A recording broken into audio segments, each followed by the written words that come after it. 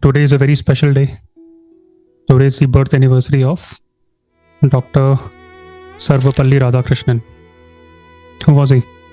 He was the second president of India. Dr. Radhakrishnan believed that teachers should be the best minds in the country. The question is that true in modern India?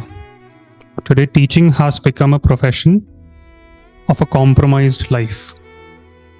No one wants to become a teacher in India. No one dreams of becoming a teacher in India. I'm not a teacher, so don't wish me on Teachers' Day. It is an accident that I'm teaching you all today.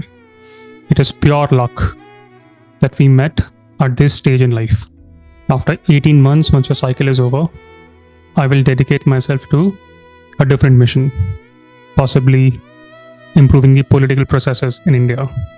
Now, after I have achieved some success in infiltrating India's bureaucracy with well-formed mind, I would want to perhaps work with legislatures across states. I'm already in talks with a few organizations to ensure that right people occupy important political offices in this country. If you love my teaching style, it is not because I trained as a teacher. It is because I've experienced a very different facet of life in India and across the globe, be it in finance, management consulting, political consulting, international development.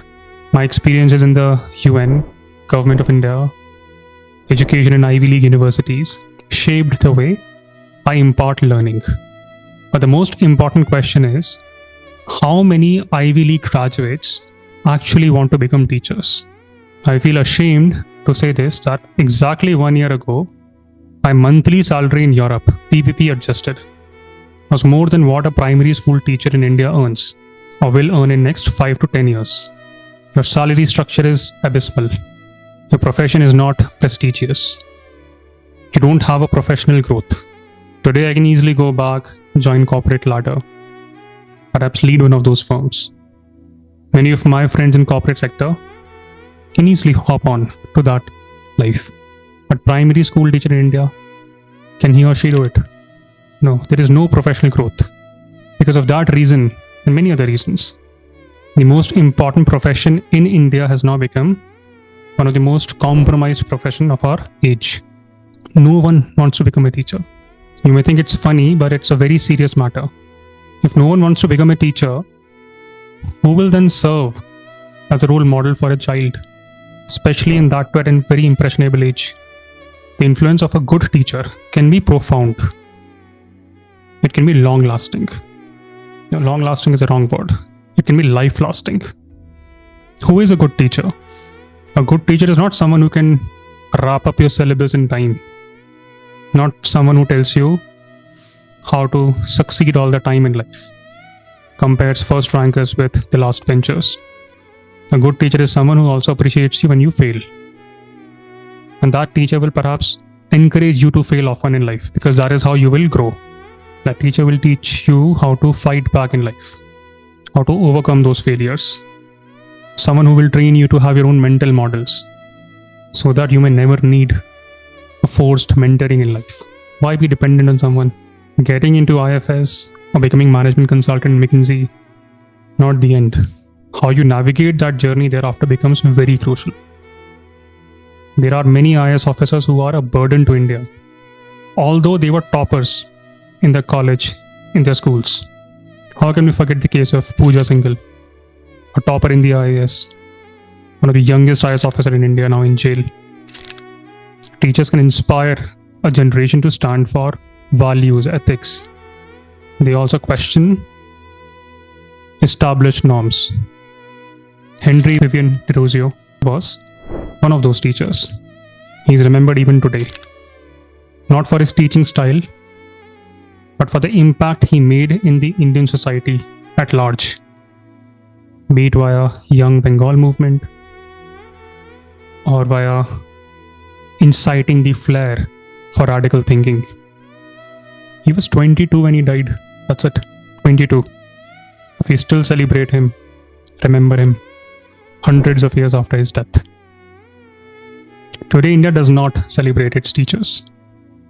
We celebrate Teachers' Day but not teachers. And why should we celebrate them? There are quite a few who harass their students, mentally torture them. A country that truly celebrates its teachers is a country called Finland. The respect in that society is on par with professions like medicine or law, because they understand the impact of that profession. Finland is not alone. Singapore, Japan, these are other societies who respect that profession. And it is not a surprise that educational outcomes of these countries are often correlated with how they treat their teachers. Today we may say, but look at the fact there are Indians everywhere in the world, outshining in the world. But for that to happen, Sundar Pichai had to go to Stanford and Wharton. Satya Nadella had to go to Wharton. Indra Nooyi had to go to Yale. All their kids study in those countries. Para Nooyi, Indra Nooyi's daughter, was 1 year senior to me in Dartmouth. Given the population that we have, some percentage of Indians are bound to outshine in the world. But there will always remain a large part of India that will remain uneducated or with ill-formed mind. Even though they're educated, but with ill-formed mind, not well-formed mind. A mind that is envious, jealous, reflective of crab mentality, and they will fail. Not because they topped classes, because they did not understand the meaning of life, meaning of feeling, meaning of growing, and what is growth. IIT graduates getting jailed for giving rape threats on social media. It's not a story. It's a fact now. And that is exactly how our demographic dividend will turn into a demographic disaster. Whenever you are handling the school education department, do not think of it as punishment posting the way it is considered to be. Some of my friends who have been district collectors, they think that school education is a punishment posting. Perhaps it's the mindset that has crippled us in realizing the dream of India's second president. That posting will perhaps be the most important posting in the world. The problem with India is indeed this: wrong people occupying important positions. The day we have good people occupying important positions, what will they do? They will create right incentive structures. And with those right incentive structures, you will attract the best of the best talents. Today, America succeeds. Why? Because India's best talent is going to America. That talent works for Google, Microsoft, Apple, and many other companies in Bay Area.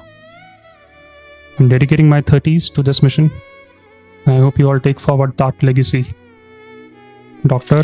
Sarvapalli Radhakrishnan was absolutely correct. Teaching indeed forms the backbone of any nation and will form that backbone. Since 1962, we have been honoring 5th September as Teachers' Day in India, in letters.